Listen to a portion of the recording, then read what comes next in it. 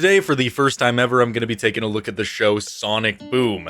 Now, I'm not the biggest Sonic fan in the world, which might upset some people, because when Sonic just comes out onto the table, there's a lot of people who are like, oh my god, Sonic! I love Sonic so unbelievably much! He's my favorite person in the planet in every single show or IP that he is in! I love him. I'm personally not like that. I mean, I fuck with the Hedgehog, I like him, he's cool, but I never really watched a single show that he had, or played a lot of the games. The only game I really played was the one where they're on hoverboards, which, don't get me wrong, that was a lot of fun. They were just racing each other on hoverboards, but why can these fast animals race each other on hoverboards and not just run? I don't know. It's kind of weird. But either way, I'm going to be giving you an unbiased look into the Sonic show because I'm not a super mega Sonic fan, so it should be a lot of fun to see if Sonic Boom was actually good or awful. I'm going to be doing this by taking a look at 2 of the best episodes, 2 of the worst episodes, and 1 random episode. And if you like content just like this, please make sure to like and subscribe because I upload almost every single day and you don't want to miss it.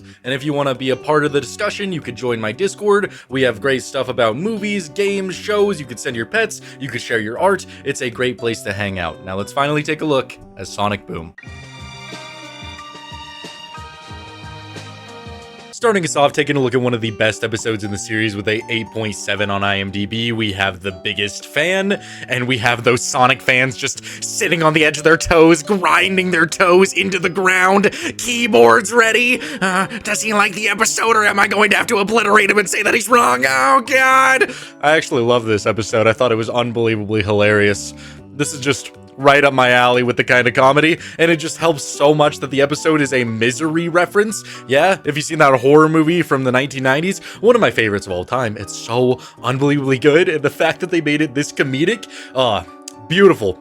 Chef's kiss. This episode opens with a career day and Sonic is there, and I actually like Sonic's personality a lot. He's just very nonchalant about everything, but it works very well for all the scenes and especially his interactions when he meets his biggest fan, Mark Taper, who is just this little elephant guy, and he's like, oh, Sonic, oh, I really like you, Sonic. I'm your biggest fan. Oh, man, Sonic.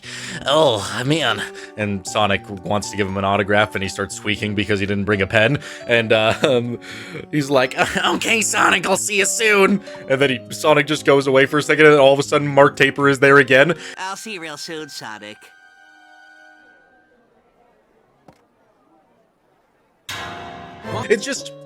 It's a really good use of that kind of comedy. Usually I hate when somebody says something is going to happen, and then it immediately happens, but when it's told in an actual comedic way, and it's surprising and shocking, and it feels off, and Mark Taper's personality is just so awkward that it makes it work, then it could actually be the best kind of comedy. It's dry, and it's good, and when you actually present it well, it's really funny, and I'm enjoying it so far. So then we have Sonic sitting down with Knuckles, the pink one.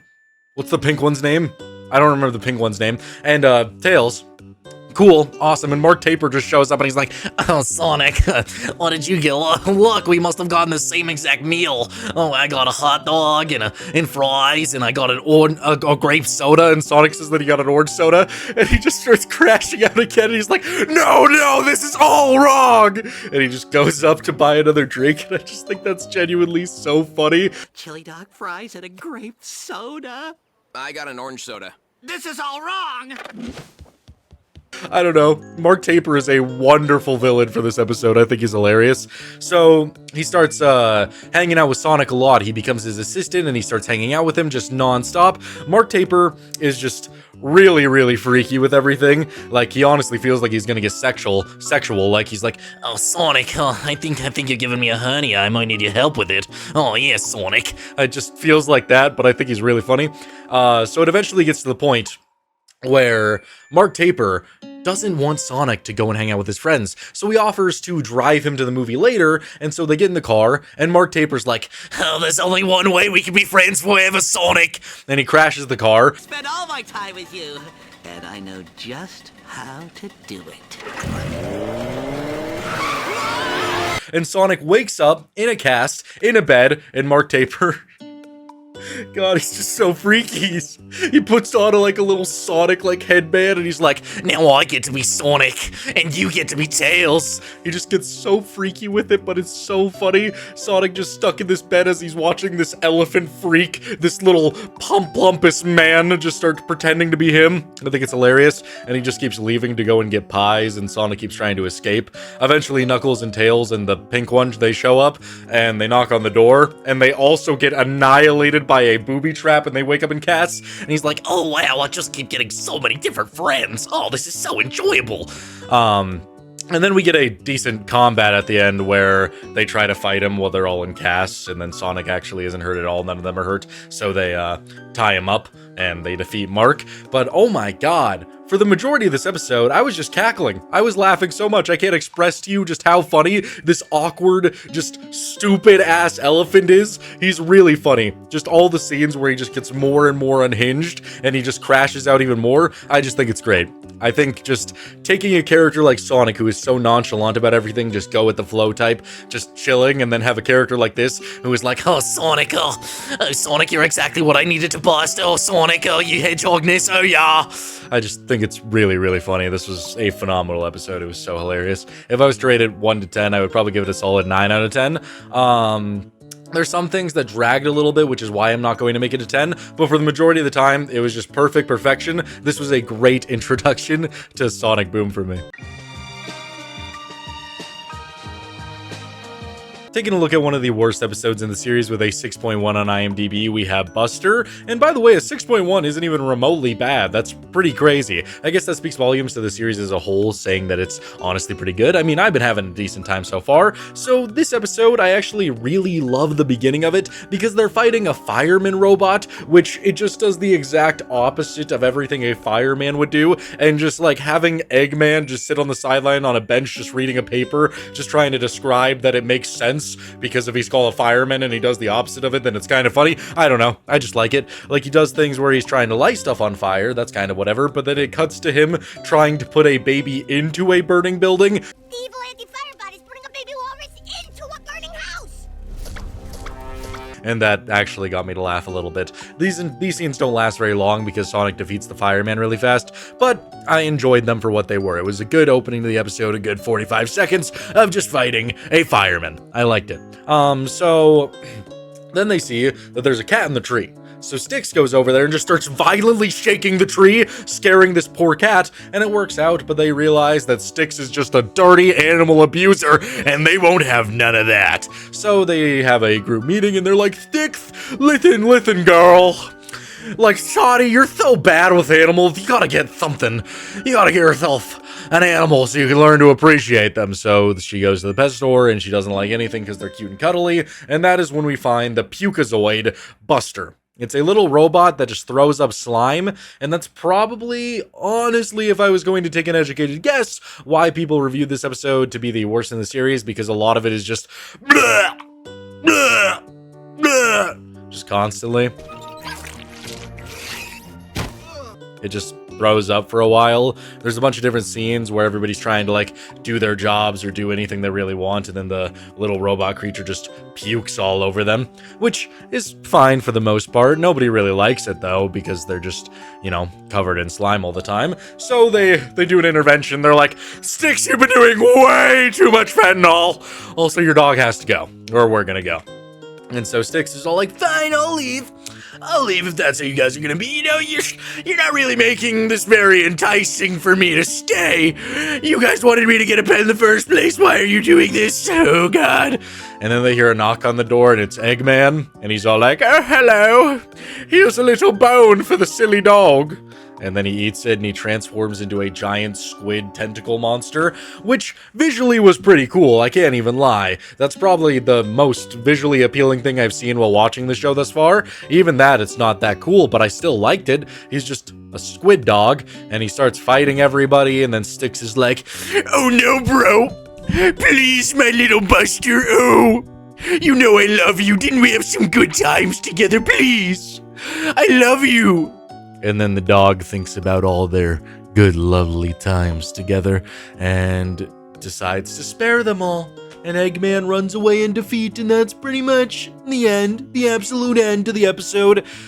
Tails does get eaten by an octopus, and they send Buster away. I don't know why Tails had to get eaten by an octopus. That was kind of funny, but either way, we just keep on rolling on with life, and this episode was still pretty decent. I could get past the robot dog throwing up green slime because they didn't make it the most heinous, most disgusting thing ever. It was just perfectly fine in my book. Nothing to hate on, nothing to love about it. It was just whatever. I mean, at least it's a robot dog, and it's not like stingy, disgusting mucus like certain shows I've seen. Some shows do it way worse than that, so it was fine for the most part. There's really nothing to complain about. This episode gave me a couple laughs, so that's always a positive thing. Gotta love it when you just get a couple of chuckles out, huh? If I was to rate this episode 1 to 10, I would probably give it a 6 out of 10. You know, there's nothing bad about it, and it made me laugh a few times, so that's going to elevate it above a 5 out of 10. I had a good time overall. The next best episode that I'm going to be taking a look at with a 8.6 on IMDb is Alone Again Unnaturally, and this episode opens with Sonic just waking up after a night of Fent and testicular torsion, and he just being like, "Where am I? I don't know what's going on." That Sonic doesn't sound like that. I don't know why I gave him that voice. Either way, Sonic is very confused to where he is, so he starts running around looking for everybody, and I will say that I don't think this episode is as funny as the Biggest Fan episode, but it does tell a decent story. It's captivating and it's entertaining. Not everything has to be funny, it just can tell a good story in 11 minutes, and I think that's what it achieves. It achieves that well. So Sonic is just wondering where everybody is, and I genuinely thought that this next scene was a flashback because the way they presented it made me think that Sonic was just capable of remembering everything. I thought it was going to be one of those episodes where Sonic has to go around and find out what happened to him by clues, and he slowly remembers, but he just starts remembering that Tails basically gave him CTE. I don't understand why he has to endure so much torture with some speed boost experiments, which is basically just Sonic getting his shit rocked repeatedly, where he keeps on trying to go faster and then ends up hitting a wall. Those scenes were kind of funny. That's some good physical comedy right there. I enjoyed it. It gives me some Looney Tunes vibes, so can't say I'm having a bad time there, not even remotely. So eventually, Tails invents this, like, little booster pack that can attach to Sonic, and he starts going at such high speeds that he enters a different phase of reality, which is just completely different. He's not able to talk to anybody, and that's why he's alone. Okay, cool. So Tails has to try to figure this out while Sonic is just running around the island, and he goes to Eggman's house. And I wish that they leaned more into Eggman freaking out here. I feel like they could have went way more crazy with it. I do enjoy him freaking out, but Sonic just starts trashing his house, and Eggman just sees his stuff start flying everywhere, and nobody's actually there. I thought that was kind of funny, but I wish they leaned more into it, and we got some more funny Eggman reactions. Either way, still pretty cool. Eggman eventually figures out that it was Sonic by looking at his security cameras, and so he goes and he starts wreaking havoc on everything. Yippee. And then Tails is able to communicate with Sonic and goes into the phase world to get Sonic back, and they both manage to magically escape. And I will say the fight scenes in the show, they do completely and utterly suck. They are not visually appealing even remotely, but it doesn't really dog my entertainment value. I'm not necessarily watching the show expecting the most awesome fights. They just destroy all the robots, and that's that. And yippee, Sonic's back. It's a pretty decent episode. It was entertaining nonetheless. If I was to rate it 1 to 10, I would probably give it a solid 6 out of 10. You know, it doesn't do a whole lot for me to get me really up out of my seat, just going, "Yes, Sonic, yes! Oh my god, run faster!" Oh! It doesn't make me do that, but I still thought it was pretty decently entertaining. So yeah, 6 out of 10 is by no means bad. Taking a look at another one of the worst episodes in the series with a 6.5 on IMDb, we have Do Not Disturb. And this episode opens with Sonic being like, but sleeping because he's having a nightmare. And then he wakes up and there's this strange creature just drooling all over him. And it's apparently an endangered animal because this beaver shows up and he's like, you guys cannot touch this animal. Not by any means. Sonic, you need to get the fuck out of here, you stupid ass hedgehog. This is not now the home of this endangered species. So Sonic goes to live with Tails, and I actually thought they were chilling, having a good time. We have a montage of them playing video games, building forts. Sonic does a silly little prank with a soda. Like, it seems like just some good bro time. They seemed like they were having a great time, and then all of a sudden Tails is like, "Oh, Sonic!" He's just getting super pissed off, and I never really saw the transition to where he start getting angry at Sonic, unless he's just a little rage baby. That's at least how I was taking it, but oh well, what can you do? And so they're trying to lure the endangered animals to this female endangered animal that's staying in Sonic's house so that they could get jiggy, have consensual fun time, but the woman never wants it. And I actually do enjoy this scene where they get one of the males to go in there and they like host like a whole dinner. So you have these two like, I don't know, fat capybaras with like rhino noses just like staring at each other angrily while they're trying to give them fine dining. Nothing but fine dining and breathing, you know? And they're just not liking each other. They start brawling and battling. Of gas station nacho cheese. So Tails gets the bright idea to call literally all of them. So just 50 of them show up, well, 49 to be exact. They all show up, and this woman, she's got some high standards. She's only in to those ones that are over 6 feet tall, lots of money, lots of glamour, definitely something that could take care of 4 kids, or just make sure that when she doesn't want to be with him anymore, she could get half of the stuff that he has. But all these other males that are showing up, they have nothing to show for. Nothing at all. She is picky, which is fine. Do you, I guess. So they decide that they're gonna go and look for another one of these species, and in between that we get this weird fight with Eggman, where one of the species is just really obsessed and seems like it wants to fucking die, because it just keeps getting in the way of Eggman, who's about to kill it. But the endangered beaver, he will not let that happen. He will not let that happen. And then they just kind of dropped the Eggman plot a little bit. I don't know what the point of that was. I don't even know why they really brought him into the episode, just for like one scene where he's like, "Why can't I kill it? Why won't you let me kill it, please?" Why are we even protecting this thing? It clearly wants to be destroyed! I don't know. I guess it was kind of funny, so worth it. So they're scouring through the jungle and they find this big old sexy endangered animal. He's yellow, he has snot in his face, but he's bigger. So, you know, they decide to bring that one back. It chases them all the way back, and it sees the female. It chases them all the way back, and it sees the female, and things start getting, oh man, it grins at her, it wiggles its eyebrows, and then they run inside to have dirty, stinky, sexual intercourse, which means Sonic can no longer live there still.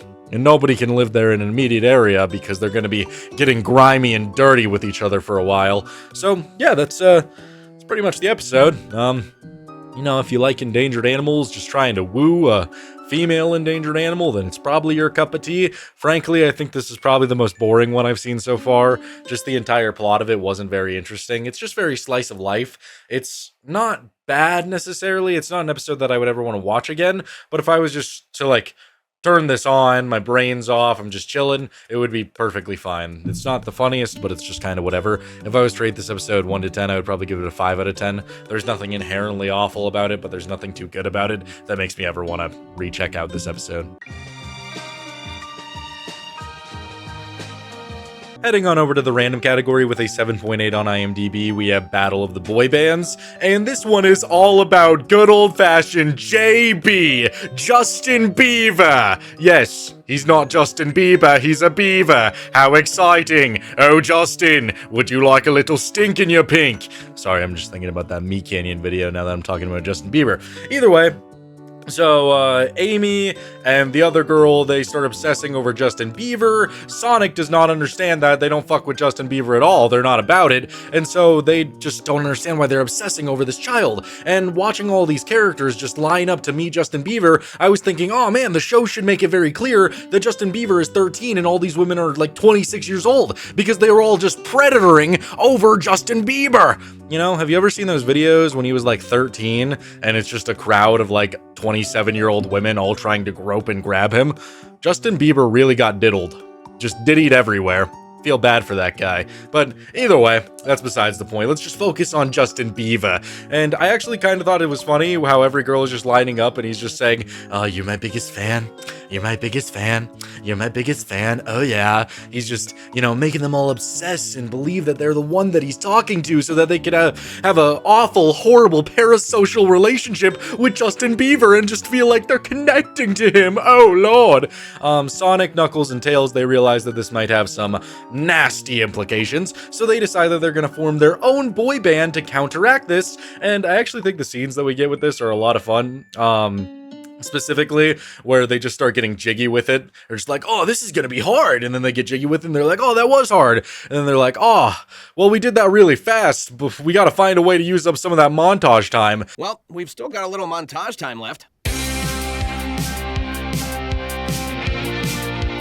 So it's just a montage of them trying to think of a name, and it's not even visually interesting, but it's actually a pretty decent meta joke. I thought that was kind of funny. So they eventually come up with the name Dreamboat Express. Cool. And they try to sneak in and they get in, and I actually love this. I've been watching a lot of Butch Hartman shows lately, and I always complain about the, "Oh, says this and then this happens" jokes. I complain about that a lot because usually his type of humor, it fucking sucks. But here, it was used exactly how it is supposed to be used. Because they made it meta in a way, which I kind of liked. So Tails is like staring at this evil corporate producer guy, and he's all like, "Oh man, what were the chances that he would ever reveal his diabolical plan the second we look at him? That makes absolutely no sense, and it would never happen." And then the guy's all like, "Oh, the evil scheme, we're going to mind control everybody, and nobody will ever know about it." The exact moment we happen to be listening. Shifting gears completely, how's our evil scheme coming along? And it's funny because it was actually done with timing instead of just, "Oh god, I sure hope it doesn't start raining," and then it rains. I just think when you actually set it up well and the characters react to it well, then it's kind of funny. I enjoyed that. So they find out that Justin Bieber is just a ploy to control people and control their minds so that they can make a lot of money, and so they go up on stage and they have a big old nasty battle with Justin Bieber, and I think the battle's a lot of fun because you have Justin Bieber being all like, "Oh, I want to build a dam all over you. Oh, I want to carve my name inside your tree." And then you have Sonic and Knuckles and Tails being like, "Don't expect anything unexpected. Parasocial relationships are fucking weird. The person making this song doesn't even remotely care about you on a physical or emotional level." I liked that. That was very good. That was pretty funny. And Sonic and Knuckles and Tails, they eventually start playing rock music, which overpowers JB and finishes him off and gets everybody out of the mind control. And they're all like, "Yeah, sing guitar solo! Yeah, we're all free!" And that was pretty cool. I enjoyed it. This is my first time ever seeing Sonic get extremely meta with their jokes, and I actually think it was pretty funny. It doesn't necessarily have a Rick and Morty vibe where every single meta joke is really cynical, where they're like, "Oh god, nobody's gonna want to watch that. Szechuan sauce, Morty, Szechuan sauce." It's more just making fun of a lot of tropes in a really comedic way, so I liked it a lot. Either way, it was a fun episode. Very fun episode. I didn't have a bad time even remotely. If I was to rate this episode 1 to 10, I'd probably give it a solid 7. That was fun. I had a good time. Nothing to complain about. So how was my first dive into the world of Sonic entertainment, Sonic television? Honestly, it was a pretty great time, especially that biggest fan episode. That genuinely shocked me with how hilarious that was. I had a great time watching that, and for the most part, the rest of the episodes, they were still really solid. There was a lot to like about them. The jokes usually landed. I kind of liked their mix of serious random comedy with meta comedy. I just enjoy it. All the characters work well, except maybe Styx. I found her voice to be kind of scraping on a chalkboard that just didn't really sit well with me. But I like Sonic a lot. He has a nonchalant attitude, and all of his other friends, they were chilling. And I thought Eggman was funny the majority of the time. The thing that the show is lacking is fights, but I don't know. If you go into a Sonic show expecting really good fights, I don't know, especially when it seems to be a little bit low budget. I'm sure there's other Sonic shows that have way better fight scenes than this. It's just kind of whatever. I was more here for the comedy, and I will say the comedy the majority of the time did deliver, so it was a pretty decent experience, and I would definitely recommend Sonic Boom. It was fun. So yeah, if you like content just like this, please make sure to like and subscribe, because I upload almost every single day, and you don't want to miss it. I'll see you guys in the next one. Bye.